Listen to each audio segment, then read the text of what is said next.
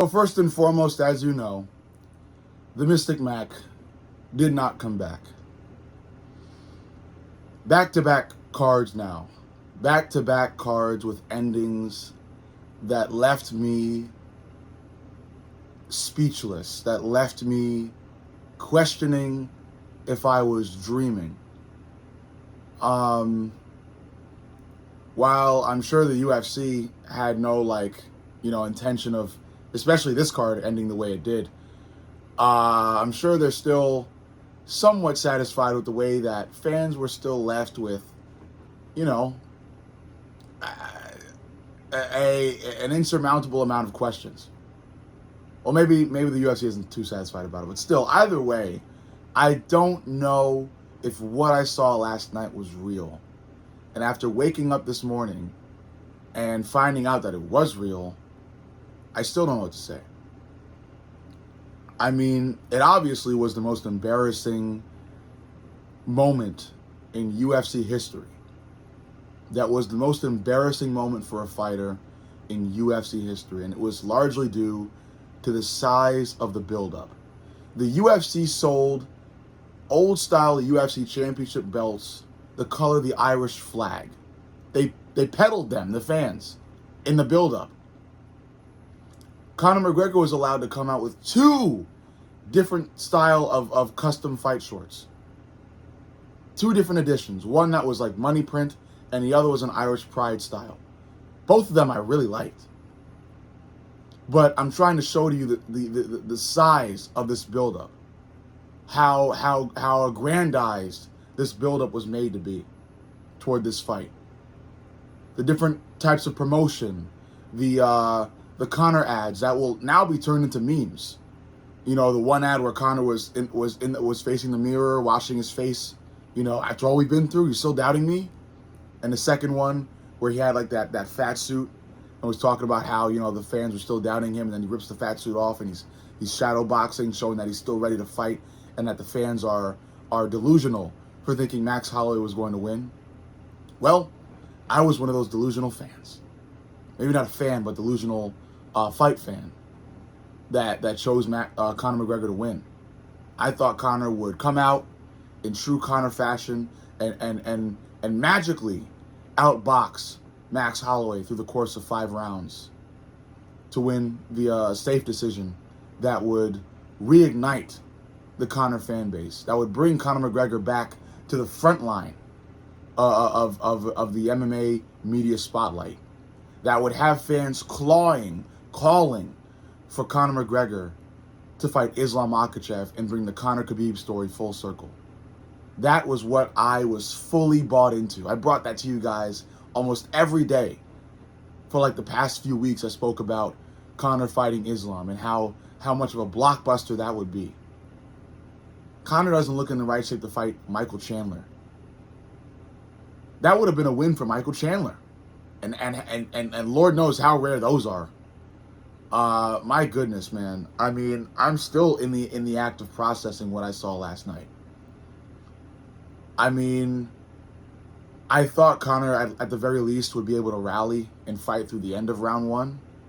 You know, kind of like in like a Carlos Ulberg style, where that leg is gone, but you're dogging it out. Wasn't able to do that at the very least, you know. And partially it was because of Max Holloway's insistence of the fight to be stopped, but I think it was in pure humility that Max did that. Max didn't do that to run away with the win. Max did that because he didn't want to beat on a broken man. And I applaud Max Holloway for that. You know? Conor doesn't return from this. You know, that's another big point I want to bring across to you guys. Conor McGregor will not return from this. I think a couple hours ago he came out with a second release to the media that said that he does want to return. He can't. There's a physical aspect to not returning because he's old. His body is that old now. And there's also a financial aspect. I'm not sure fans will want to pay or trust Conor to the point of paying for another potential return to the octagon. Then there's also the point of questioning whether or not Conor can stay relatively, I don't want to say sober, but stay in UFC fighting shape for that much longer. The guy's got money. He's got, all the support financially in the world around him. What stops him from eating that extra bowl of caviar or taking another hit of whatever he was taking during the recovery process after the Dustin Poirier fiasco? There's too many variables for a Conor return. And there were a lot going into this fight last weekend. There are twice as many after the fight. After the fight. Wasn't even a fight. Conor stepped in there, blew out his knee after some kung fu kick. And that was all she wrote. Yeah, man. I'd say half of a whole fan base died last night. Conor McGregor was booed out of the arena. I thought I'd never ever see that. The man was booed out of the arena. Still present, walking away from the cage. Booed. Joe Rogan wanted to interview the man.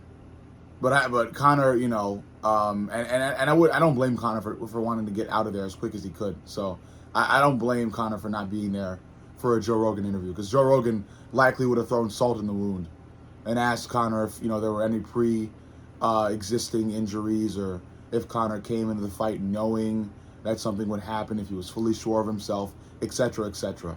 And it only would have led to more boos being thrown at Conor McGregor. So I get why Conor wanted to just dip as quick as he could. Again, this is a moment where I really have to question everything. UFC Freedom 250 brought the same wave of what I can only describe as shock and despair mixed with each other.